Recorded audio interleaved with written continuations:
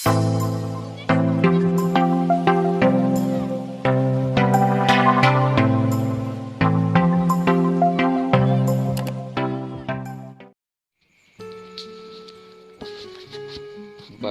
perampok. Dikisahkan ada sekawanan perampok berencana melakukan aksinya pada suatu malam. Menurut informasi yang mereka dapat, ada kafilah yang akan melewati tempat mereka saat ini berada. Mereka berencana merampas harta benda kafilah tersebut. Di luar dugaan, rombongan kafilah ternyata telah melewati jalur yang lain. Kawanan perampok itu berusaha mengejarnya, namun mereka tidak sanggup menyusul. Malam semakin pekat. Mereka semakin jauh masuk ke dalam hutan.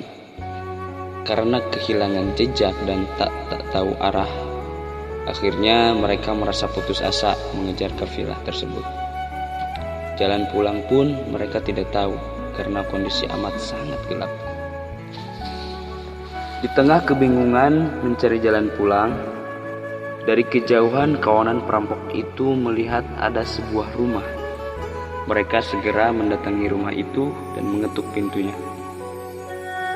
Nah, setelah dibukakan pintu tersebut, pimpinan perampok itu berkata, "Kami adalah sekelompok pasukan yang sedang berjihad di medan perang mencari ridho Allah. Kami kemalaman di tengah jalan. Kami bermaksud menginap bertamu di rumah kalian. Mari silakan." Lelaki pemilik rumah menyambut dengan senang dan ramah. Dia merasa mendapatkan kehormatan didatangi para mujahid yang dengan ikhlas siap mengorbankan dirinya untuk agama. Disiapkanlah kamar khusus untuk tamu-tamu istimewa itu. Lelaki pemilik rumah itu melayani sendiri semua kebutuhan para tamunya, termasuk menyuguhkan hidangan makanan malam keluarganya untuk disuguhkan kepada tamunya. Di rumah tersebut, lelaki itu tinggal bersama istri dan putranya. Putranya menderita kelumpuhan hingga dia tidak mampu berjalan. Pada pagi harinya, sekawanan perampok itu meminta izin untuk pergi. Setelah tamu-tamunya berangkat, tuan rumah segera mengambil wadah air yang berisi sisa air wudhu dan mandi tamu-tamunya. Lelaki itu berkata kepada istrinya, "Usaplah seluruh tubuh anak kita dengan air ini. Semoga anak kita bisa sembuh dengan berkah dari para pasukan yang berjihad di jalan Allah. Air ini sisa bekas wudhu dan mandi mereka." Lalu istrinya segera melaksanakan perintah suaminya. Sore harinya, sekawanan perampok tadi datang lagi ke rumah itu. Hari itu mereka berhasil merampok dan menjarah.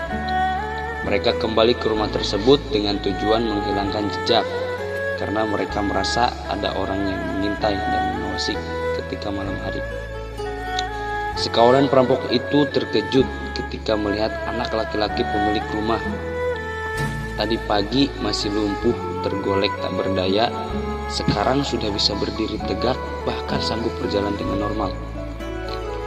"Apakah anak ini yang kemarin dan tadi pagi kami lihat lumpuh tidak bisa berdiri?" tanya salah satu perampok dengan takjub. "Ya, saya telah mengambil sisa air mandi dan wudhu kalian. Kemudian saya usapkan pada seluruh tubuh anak saya. Allah telah memberikan kesembuhan padanya sebab barokah kalian. Bukankah kalian adalah para pejuang mujahid pembela agama Allah?" jelas pemilik rumah. Sekawanan perampok itu terdiam dengan kata-kata dari tuan rumah.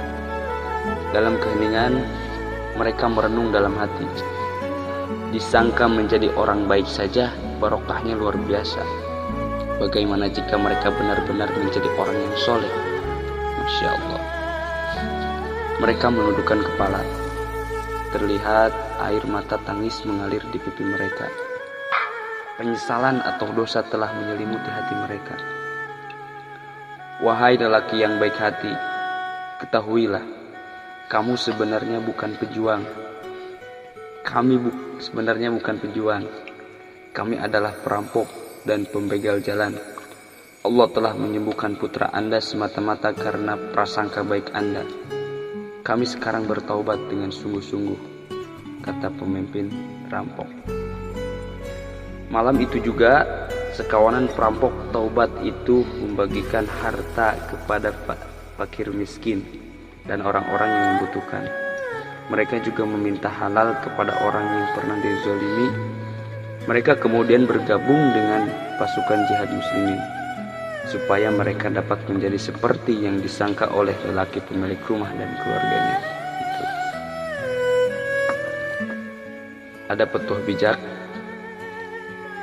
Petuah bijak tersebut yaitu, jika kita belum bisa meniru amal kebaikan orang-orang soleh, tirulah orang-orang yang berlumur dosa dengan taubatnya.